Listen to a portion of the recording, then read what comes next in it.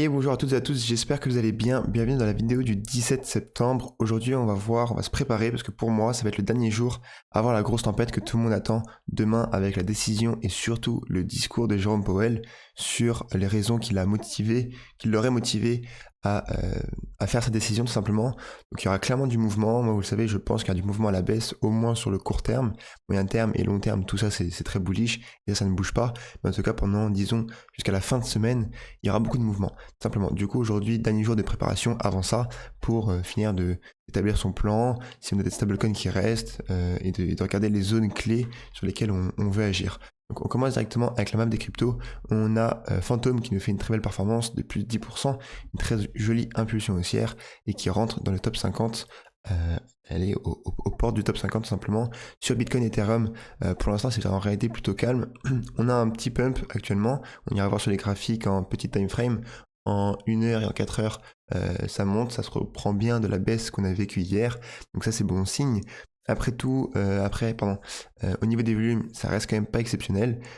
Moi les volumes que j'aimerais bien voir, et je pense qu'on va voir demain, ça va être aux alentours des, disons 40 milliards de dollars par rapport à BTC, si ce n'est 50. Après 50, ça commence vraiment à être une grosse journée où ça bouge beaucoup, donc peut-être pas, mais ça va être intéressant de voir cet indicateur demain pour savoir en réalité s'il y a beaucoup de gens qui se positionnent ou pas sur le marché. Et les volumes qu'on veut revoir, hein, c'est les volumes qu'on avait en mars-avril. On avait vraiment des volumes journaliers qui étaient énormes sur Ether et sur BTC. L'Ether était beaucoup plus haut que les niveaux d'aujourd'hui. On passe rapidement sur Twitter, un seul tweet où c'est Tao Nomics qui nous fait souvent des stats par rapport à Bitensor, qui nous a sorti l'extrait d'un épisode de Novelty Search. En gros, c'est la chaîne YouTube de la fondation Bitensor qui va faire des vidéos, des sortes de podcasts, des vidéos démonstratives toutes les semaines, où généralement c'est Const qui les fait. Donc moi j'essaie de toutes les suivre. Et sur Telegram, on m'avait déjà demandé une fois comment est-ce que je savais ce qui se passait sur Bitensor, comment est-ce que je suivais les news. Une des grosses parties de savoir, on va dire, c'est les novelty search sur YouTube, très intéressant. Et donc là l'extrait, il dit on est en train de pousser les contrats Ethereum sur la chain bientôt de Const. Donc ça c'est assez big, c'est assez étonnant parce que c'était pas prévu. Qu'est-ce que ça va vraiment vouloir dire? Tous les contrats d'Ethereum vont pouvoir être faits sur Bitensor, quel est l'intérêt, etc. Donc pour l'instant assez flou, mais c'est vraiment à l'habitude de Bitensor et de la fondation.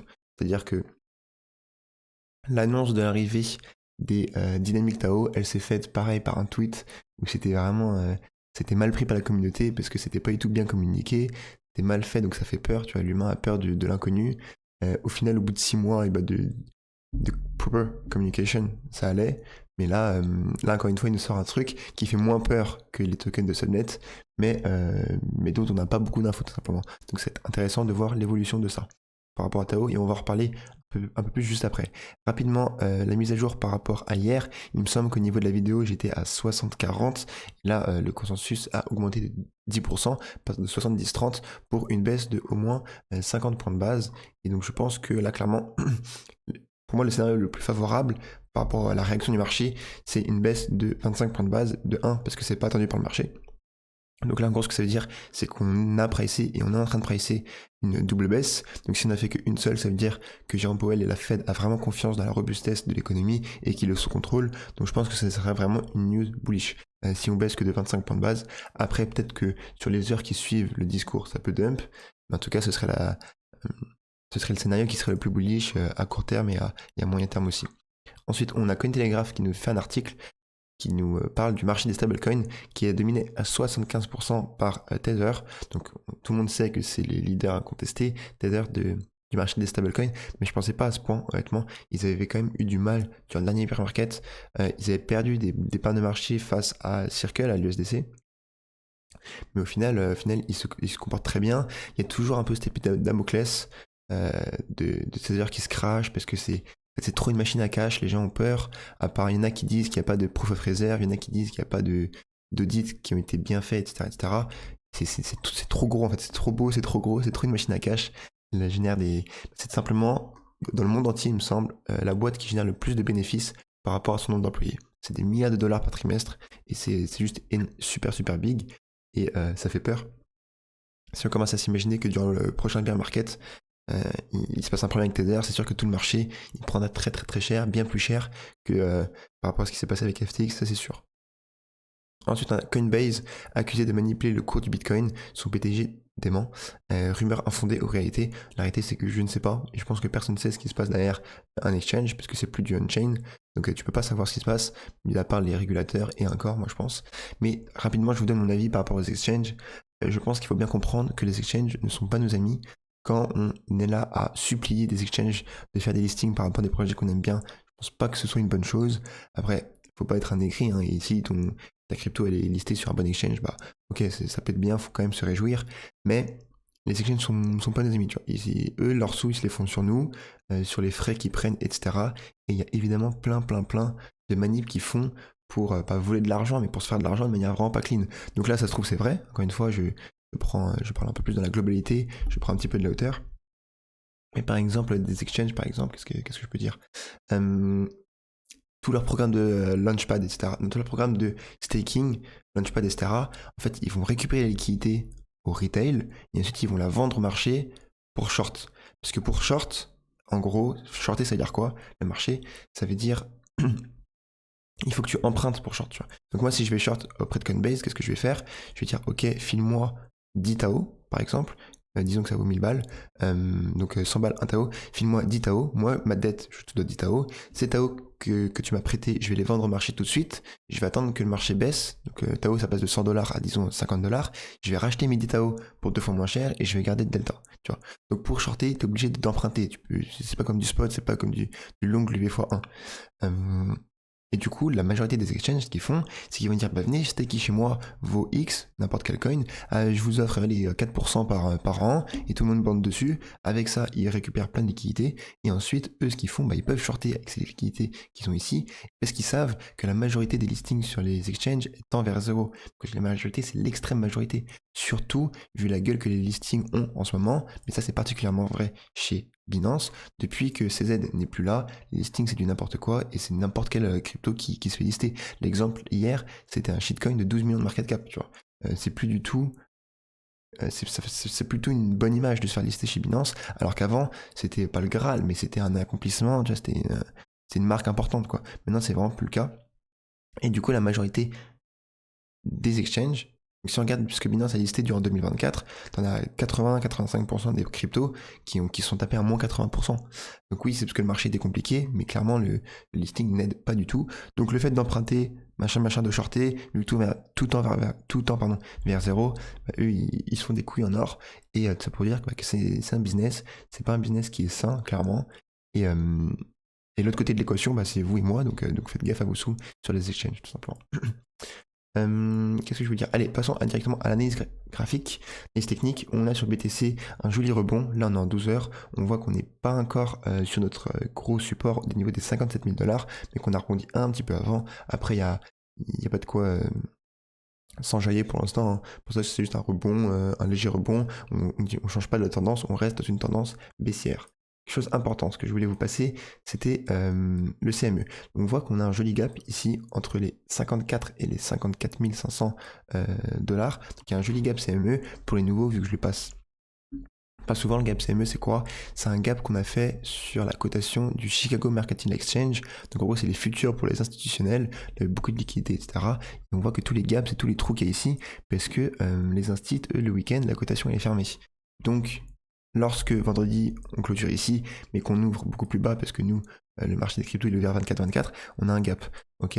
Et des gaps, c'est destiné à être comblé, j'ai oublié la stat, je crois que c'est 8 fois sur 10 ou 9 fois sur 10, enfin, bref, on va dire 85% du temps, les gaps sont comblés, et donc voilà, donc c'est juste des stats. Donc là, la probabilité qu'on revienne sur ces prix-là, elle est de 85%. Donc forcément, moi je vais pas vous dire qu'on va aller taper des ETH dès le début, alors qu'on est si proche. Les seuls moments où ça n'arrive pas, c'est ce qu'on appelle un gap de rupture. Je les ai pas notés sur ce graphique-là, mais il y en avait pas mal ici. Et pas juste ici par exemple. Ça s'appelle des gaps de rupture. Là on est venu le combler, hop. C'est pas. Donc là on n'est pas venu le combler, c'est une fois 15% de chance qu'on le fasse, parce que l'impulsion elle est trop forte et on revient jamais combler ses prix, tout simplement. Donc, court terme, on a un joli gap qu'on va venir chercher selon moi, c'est évident, et évidemment, ça va être demain ou après-demain.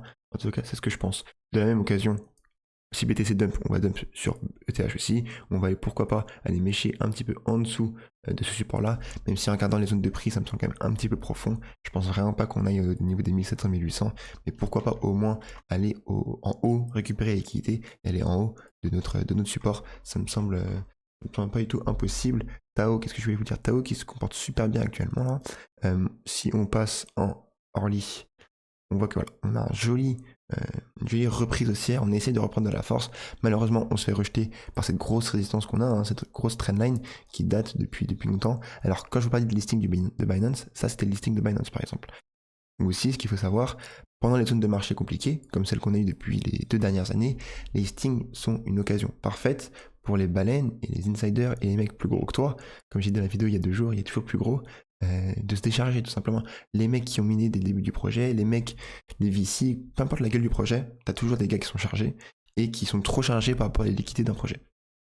Et donc là, le listing de Tao et la plus grosse whale de Tao en a profité pour tout décharger. Pas tout, mais vraiment beaucoup, beaucoup. Je crois qu'à cette époque, il avait dans les 150 millions de dollars en Tao. Donc un truc de ouf. Et c'est pour ça aussi qu'il y a plein d'autres cryptos qui n'ont pas fonctionné lors de leur listing. Je pense à SpaceMesh, je pense à Cubic, je pense à plein de cryptos qu'on connaît. Dès qu'elles sont faites lister, elles sont fait déchirer, quoi. Parce que c'est là où les mains fortes trouvent des contreparties, parce que toutes les mains faibles vont se ruer faire les exchanges et les listings, et c'est la pire des choses à faire d'acheter au listing d'une crypto, vraiment. Après, peut-être qu'en bullrun, en plein bullrun, ça va changer, je sais pas, on verra, mais tu diras. En tout cas, pour l'instant, c'est clairement pas le cas.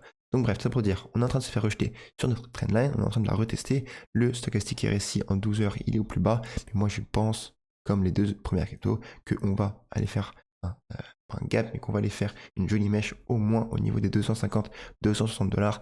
C'est là on va retrouver notre prochaine grosse zone de support. Et si on décide de casser, on ira aux 220 dollars et j'agirai et ici et ici. Forcément plus fort ici, mais voilà, dès les 260 dollars, j'ai pas envie de laisser l'occasion passer parce que Tao à ces prix-là, c'est pas. Il y a un moment on n'y retournera plus jamais à ces prix-là, tout simplement. Ensuite, qu'est-ce que je voulais vous passer? Ici, tout est bon. On a Equilibrium. Ce matin, on a eu l'achat d'une whale, donc il y a 6 heures, 6 heures, 7 heures. Il a acheté en plusieurs fois à coût de 20 000, 40 000, 40 000, 40 000, 50 000, 40 000. Donc quelqu'un qui n'a vraiment pas le temps, il a acheté pour un total de 445 000 dollars de Equilibrium. Et si on regarde combien il en a pour 2 millions. 2 millions sur une supply totale qui est aux alentours de 700 millions. C'est plutôt chaud. Le mec est plutôt chaud, clairement. 450 000 dollars de mis en une seule soirée. Il y a des mecs qui ont une size très importante et on n'a pas leur temps. Donc forcément, ça se ressent sur leur prix. Mais d'un côté, ça reste une bonne chose. Hein. Les mecs qui ont cet argent-là, peut-être probablement qu'ils l'ont gagné dans la crypto. T'en as, c'est pas le cas, mais t'en as où c'est le cas. Et du coup, si les mecs savent à peu près ce qu'ils font, c'est bon signe qu'ils viennent sur des projets solides comme Equilibrium, clairement. Et après aussi, je pense que il fait partie des gens qui probablement attendaient la sortie de la 2.0 avant de rentrer sur le projet là, mais vu que ça prend beaucoup de temps, et au final le prix il a 20 centimes, donc il se dit vas-y je vais pas attendre très très longtemps, je vais pas risquer d'acheter avec un premium de ouf, ça se trouve il y aura pas de dump à la sortie de la 2.0, du coup je vais passer à l'action dès maintenant, donc lui c'en est un, mais je pense que t'en as pas mal d'autres à côté aussi qui veulent acheter dès que la 2.0 sera sortie parce qu'ils expectent un dump. Ensuite, graphique intéressant que je voulais vous passer, c'est l'or. L'or, c'est très, très étonnant, parce qu'il nous fait des ATH, donc ça c'est plutôt mauvais signe, hein, parce que ça veut dire que tu as de l'incertitude sur le marché, etc. Les gens ne savent pas trop où est-ce qu'on va, alors qu'on avait une magnifique divergence baissière sur le RSI. En daily, en tout en fait, en tous les time frames, tu avais une très belle divergence baissière, où le RSI faisait des sommets de plus en plus bas, et le cours faisait l'inverse, donc en gros il y avait un menteur. Un menteur, et selon cet indicateur-là, le menteur c'est les cours. Donc ça c'est étonnant que pour l'instant il n'est toujours pas validé, on est en train de précaire juste au-dessus, mais qu'est-ce que je veux dire? C'est peut-être lié à des pays qui accumulent beaucoup.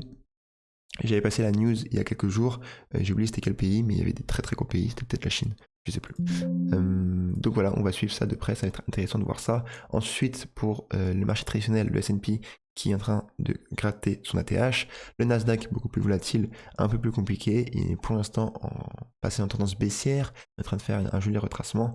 C'est vraiment le même graphique que Nvidia. On voit que c'est vraiment la même chose, c'est des actifs qui sont quand même considérés un petit peu plus à risque. Et qu'est-ce que je voulais passer d'autre comme graphique? Tao BTC, rien de spécial, on est en plein dans notre range. Le Dixie, qu'on va surveiller demain après-demain, qui, on l'espère, va enfin casser son support pour aller rattaquer à la baisse, tout simplement. Et oui, et tout simplement demain, donc qu'on va attendre. Aujourd'hui, il y a des statistiques de vente de détail, donc ça va être intéressant, mais le gros de la semaine, le gros de l'année, ça va être la décision de la Fed sur le taux d'intérêt, comme on le sait depuis bien longtemps, et je vous ai passé le consensus, du coup vous êtes bien informé entre la vidéo d'hier et aujourd'hui sur ce qu'on attend et sur ce que j'expecte tout simplement. Sur ce, écoutez, je vous dis merci beaucoup pour votre attention, je vous souhaite une excellente journée et ciao ciao.